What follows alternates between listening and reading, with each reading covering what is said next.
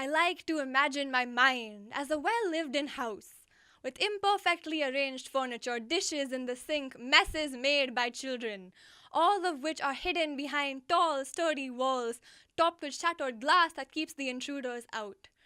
Because sometimes it feels like the only parts of me which are acceptable for public display are the fancy cabinet with the good china we never use, or the linen closet with its neatly stacked towels and sheets, images of perfection that no one bothers to look beyond.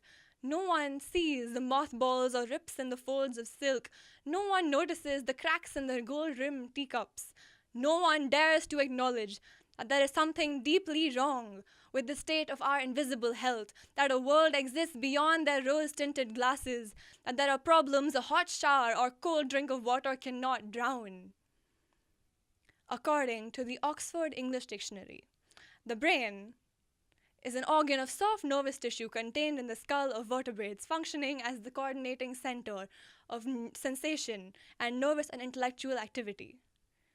But all of us know, or rather, all of our brains themselves know, that the human brain is so much more than just its biological function.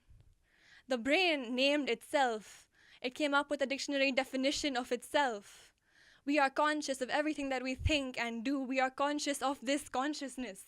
We embark on twisted journeys of self-espionage in dedicating our lives to science, psychology, neuroscience. Do you realize how meta this is?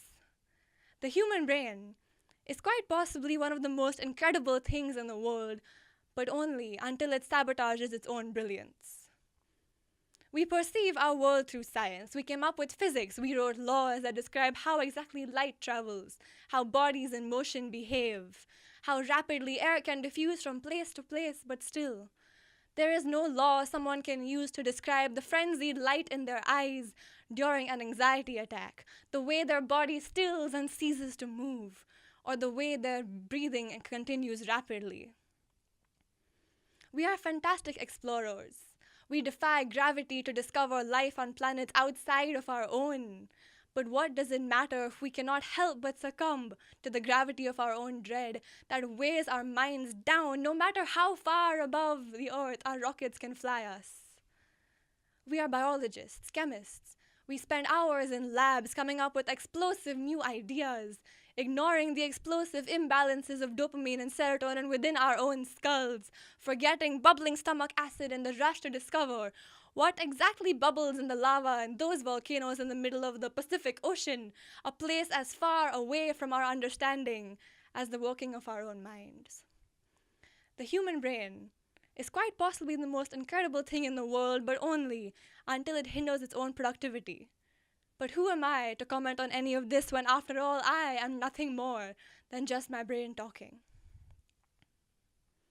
Hundreds of years from now, when the human race has gone extinct, replaced by the robots we built with our mad science and our crazy attempts to recreate ourselves but better, I wonder what the world will be like. I wonder if we will have succeeded in giving them the joys of being alive without actually needing to be alive.